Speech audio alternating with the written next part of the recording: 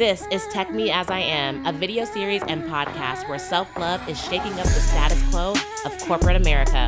We're diving into authentic stories that are creating space for you to feel seen, be vulnerable, and succeed working in the everyday. So let's be real, let's be different, and let's get courageous, y'all. What's up, y'all? It's your boy, Justin Samuels, aka Doug Debugger, and I'm about to get on the Tech Me As I Am podcast as the founder and CEO of RenderATL.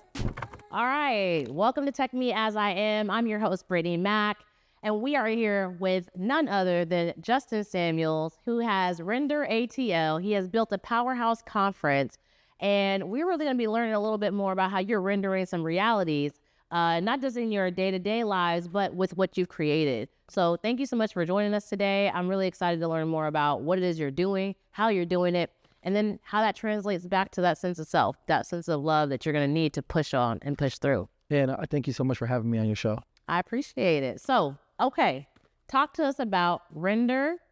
Where did this come from? How did Render come into fruition? I began a Render because I was getting tired of constantly having to travel to the West Coast to find a good tech conference.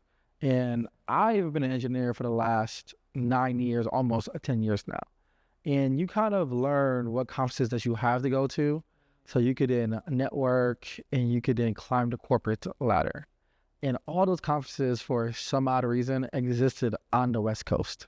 And I said, well, if I got to travel to them all the time, we should be able to just do something on the East Coast that is just a comparable. Something not just for Black people, but for all people that will be just as good as what you would see in Silicon Valley, or just as good as what you will see at the big trade show conferences like CES and Vegas. So a Render became a thing because of my own laziness to travel across country time and time again. Okay. And there's something very unique and I think beautiful when it comes to creating a conference. Right now we're out here at Afrotech and just seeing all the beautiful people out there being founders, making things happen. There's a grit, there's a need of consistency. There are certain mechanisms you have as a founder creating something. In that laziness that you said you had, you really had it, powered it through to be something beautiful and manifest that into something. So, you know, you started that because you wanted to see something on the East Coast.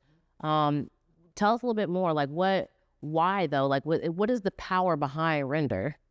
I think the power behind Render is our audience. The audience that we have, they're very passionate and they really have this attitude of, I'm not going to hold back knowledge from others. Even though I've been in the industry for 10 years, 20 years, I'm going to always not just send the corporate ladder back down or send the elevator back down. I'm going to also walk in an elevator with my friends or two so we can both ride it up at the same time. So we're both helping each other learn and grow and really trying to see what is next for a technology professional. Because our ultimate mission is to be the place that you can talk about, play with, and engage with technology forward ideas. And we want that to be happening in ATL year over year again, so that when you come, you're able to then ride the corporate elevator up with everybody and make the world better overall. Absolutely. I love that you said that. It's taking and sending the elevator back down and then bringing your friends in with you and people around you to go back up. Mm-hmm. I love that analogy because oftentimes when we're in rooms and we are in spaces, there's this toxic element that can be there where it's like crab in the bucket syndrome we hear a lot. Yeah. So that kind of pushes past being able to make something different. You said there are people at your conference that want to share this information. They want to give back. And you're giving back by even just being here today. There are key characteristics in being a founder. Mm-hmm. And it comes to being able to have soft skills, consistency, discipline, figuring out things that you need to do to love yourself better so that can translate into your business. Yeah. What do you feel like your thing that has grounded you the most to see what your vision has come to life? The number one thing is that you have to be an asshole. Okay. And not just an asshole for the sake of like being an asshole, but as Steve Jobs said, You want to be a yardstick of quality. You want to measure quality, and you want to hold people accountable to quality, because most people aren't used to being held to such a standard of quality. They are used to engaging with a mediocre boss, or mediocre parent, mediocre teacher, who's like, well, at least they tried. Here's the participation trophy. But as an entrepreneur, you and I both know there is no at least you tried. It's either you close the deal or you don't close the deal. It's either you have the money in the bank to pay the bills, or you have, or you don't, and then you have to go bankrupt. So there is no middle ground when it comes to entrepreneurship. And the best thing you could do as an asshole from the first day is to be upfront and clear with the people that you are trying to lead. Be clear about your expectations of quality. Be clear about your time commitment necessary so that you could see your dream actualized and that you could get the best out of them, so that they aren't being held accountable to some arbitrary standard that you never explained to them. Okay. And you want to ultimately make sure that you nurture them. Nurture them in like such a way that when they were to leave your organization, they can be better for the next person. Because there are people out here that have came through a render that will then go work for other organizations that will then say, wow, this person helped me because they were a yardstick of quality. Everything that they did at our organization, they would measure us against y'all, which was such a high bar. And because of that, it made us a better overall. Okay. So what I'm hearing is quality, holding people to a standard, having a certain level of expectation, rigor, people making sure that the things that they say that they're going to do, that they're doing. Do you feel like you've been that way as a founder so your whole life, or did you feel like that had to be something you had to learn how to do? So the thing about entrepreneurship, which a lot of people don't talk about candidly, is that you either got it or you don't. Where not everybody can be an entrepreneur. We need the people to work at a Burger King. We need the people when you call the call center to answer the call, right? We need the people that are working in the corporate jobs to make the products that we as entrepreneurs can use each and every day. And with that said, a lot of the things that I've learned in entrepreneurship, I had to learn on the fly because of the fact that it really wasn't something that was in me until I had to get into that mode where I had to see, is this something that I'm going to be able to do for the rest of my life? TBD on that. Okay. But I think about all the hard lessons I learned. And the number one lesson was just be a good listener. When you're able to listen, you're able to digest. You're able to reflect upon what happened and what can make you better and your organization better each and every day, which is the hardest thing. Failure is okay. That's an amazing thing that happened. Failure is where you learn all your lessons at. Right. If you don't fail, you're not trying hard enough, because that means that you're playing it safe. And if you're playing it safe, you aren't growing. And if you aren't growing, nobody will eventually want to buy from your company, because now you're getting outdated. But if you take risk and you take chances, eventually over time, you will fail. Yeah. And you could then reflect upon that and see what you got to do better for the next time. And you only ever learn that type of skill on the fly. Right. And that is something that an entrepreneur just has. That you just have tenacity to try to do it over and over and over again, even in the scariest face of adversity. I learn a lot in what you're saying, and I hear a lot of certain key words that you are mentioning. One of the things that I'm recognizing is, there's adversity, there's a lot of failure. I always, for our audience, the people that listen in, we care about how does these things translate back to us, right? Absolutely. In a term of being able to love oneself and then be able to equip ourselves to go into these day-to-day jobs to get better, to be able to be grounded when you are dealing with adversity, because life is adversity, It is. right? And you have to know how to sail through the waves instead of feeling like the waves are going to come and just crash and drown you. Um, do you feel like as a child or any early on things that you had that you could open up with our audience and talk to us through about what do you think maybe made you have this mindset of Yeah. where you're at?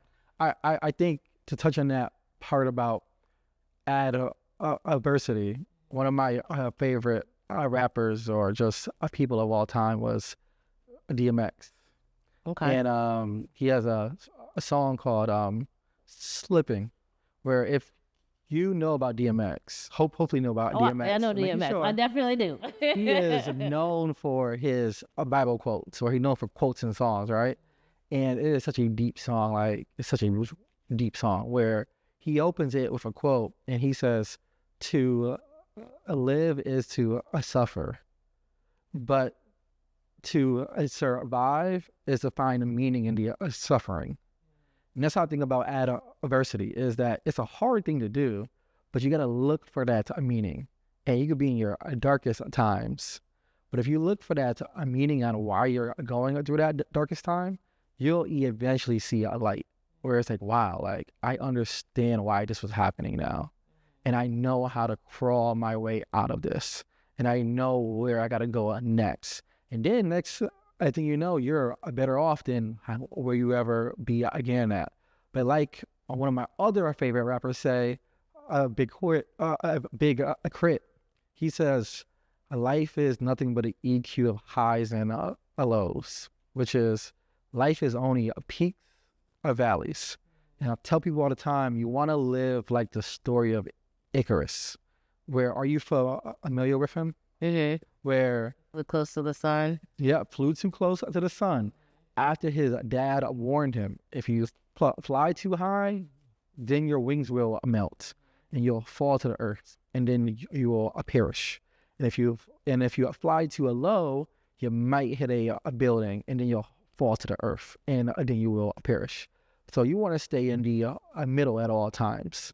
And that is what life is like. Is if you go too high, then you're going to come to a peak, and then the peaks create valleys. But if you learn to go through the middle and occasionally take a chance, then come back down. And occasionally you'll get too low, but you got to pull yourself back up. And if you learn that, you'll learn to stay grounded in the middle of it all. What really made me this way is that my dad was an immigrant from Montego Bay, Jamaica, and he really hustled in this country. Him and my mom, they got married young, and they had to figure it out. They didn't have no help. It was only them over here, and it was only them trying to figure out what is the next in life for them. And watching him go to work, bust his ass, 8 a.m., 4 a.m., 2 a.m., and just grinding without any education made me know that I am one of his wildest dreams. That you could come over here, create a whole family, no education, get a good job, and then pave the way for the next generation. Seeing that lets me know every morning that I wake up with a nice house, nice car, all that I don't have no excuse at all to why I cannot push myself harder. That's so beautiful, and I appreciate you sharing that. That's just the people in our lives are the ones that pour into us, give us the opportunities to have the ground and the legs to stand on. Absolutely. And I know when it comes in our communities, sometimes we don't have oftentimes the right things being pushed into us. And, if someone tells you you can't do something, and you believe that, especially as a child, you'll believe that you can't do something. That's very true. Thing about what your father did for you allowed you to feel like you could do anything. Absolutely. And allow you to push yourself to be able to make the heights that you've made. And I think I'm sure he's very, very proud. He was extremely very, very, proud very proud. And just like you said, his wildest dreams,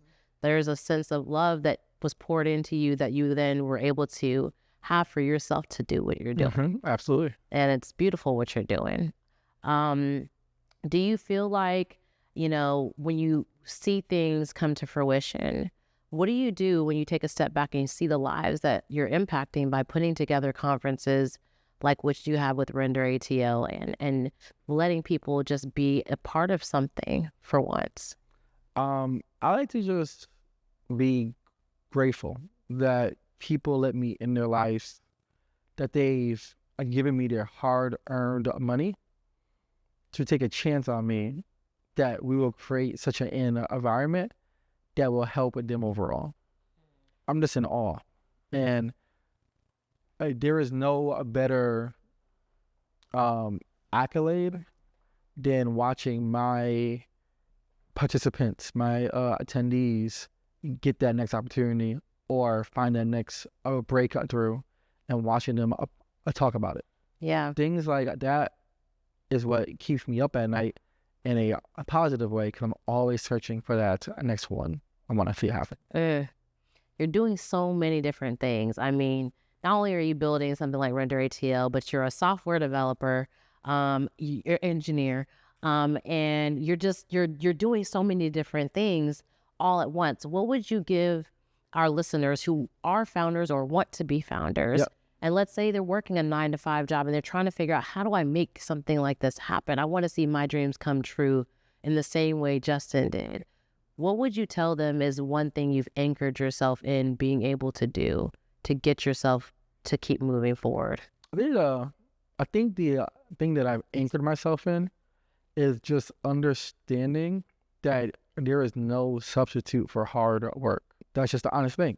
Thinks that the game gets easier the higher up that you go, but it gets harder actually. And I use the analogy of going to school, where I recall when I got done with kindergarten, like I remember this a day, got done with kindergarten, and I was like all over, and I'm at the house hanging out. I was happy. And I remember the night before first grade. I don't know why, but I recall being in the kitchen and my mom saying, "All right, time to go to bed." And I'm like, "Why? Like, why?" And then she's like, "Oh, you got to go to school in the morning." I'm like, "What?" I thought it was over with. And she's like, that kindergarten was it? I thought that was it. And then she's like, "No, you go to school. You got to go to first grade now." And then I had to do first grade. And I said, "Oh my God." And then I said, "How many grades are there?" They're like, "Oh, there's like 12. And then you got college." I'm like, "What?" And then I learned. And then I said, "Wow, it gets harder." And first grade, and then second grade, and then like a third grade. And this is a caveat. If you go to a good school, it gets harder over time. And that's what happened. And I said, wow, here I am as an entrepreneur. I thought the hardest part was to get money. Then we got the money. And then the harder part became keeping the money. Then we got the money, we kept the money. Then the harder part became, how do we use the money to create an even better company? So it just gets harder at every single level. And understanding that lets me know that there is no substitution for hard work. Of course, at times, talent can be hard work, and hard work can be a talent. But if you're talented and you're hardworking too, oh, you're going to go far. Right. You got some powerful words, Justin. I'm like, okay, I see why you're a founder over here trying to stole people. Got the fit, got the words, you're doing it all. Okay, so I have a couple questions. We're coming to the end of our episode, but I truly appreciate you being here and taking the time out. Rapid fire questions. Let's make it happen. Okay. So first question, and I always ask this because I try to get everybody hyped up in terms of like when you got to get ready to go into a big room and you know you got to be on stage, you got to be with investors, you got to get ready to go to that job interview. What is the hype song that you play for yourself to get your mind right and be like, you know what, can't nobody tell me nothing? What is that song? What is that go-to song that hypes you up? My number one favorite artist is 50 Cent. Okay. And I listen to Mini Man. Mini Man, really? Okay, I heard that a couple of times in the last couple of months in this campaign we've had. Yeah. Let me not go there. We're not here for that episode. Okay, second question. When you are thinking about key pivotal books, podcast or any type of thing that has helped you transform or get to that next level, what has that been for you? Like I said, a book, a podcast, what's the name of it, and why? There's a lot there. I would say number one, the Acquired FM podcast. Okay. Very good podcast. Talks about how companies got acquired, and how they began. I listen to a lot of Business Wars, where I listen to about how companies like the Hilton family versus the Marriott family, or Carnival Cruise Lines versus Royal Caribbean, or Fox News versus CNN. They talk about how these companies go head to head, and there's internal tragedies and how they were able to overcome it. Because every company has a horror story on how they almost always ultimately go bankrupt, and then they gotta then jump back up quickly. So I listen to a lot of that kind of stuff. I do like to read books, but I don't like to read books too. Okay. Meaning I do a lot of audio books. Same. So I'll listen to things like the Power of Habit. That's a good one. Going back to 50 Cent, he had one called Hustle Smarter, Not Harder, which was great. That was a big transformational point because I was hustling too hard. He was like, no, you gotta hustle smarter. You already know how to work hard, apply your working hard ethic on top of how smart you are too, and watch the outcome be a 10x. Other than that, I just talk to people. And I'm always open to receiving feedback. I like to be a sponge and just hear people and try new things constantly. And I think that is what is a key pivotal part in your success, is just what you said right there. Thank you. Well, thank you so much for joining us today. Again, I am so appreciative of you being here. Everyone, thanks for tuning in to Rendering Reality with Justin Samuels. I love the title. I love it. You know I had to do a little spin on it for you. I had to do a little spin on it for you. So thanks so much for tuning in. And until next time, everyone, stay real, stay different, and stay courageous.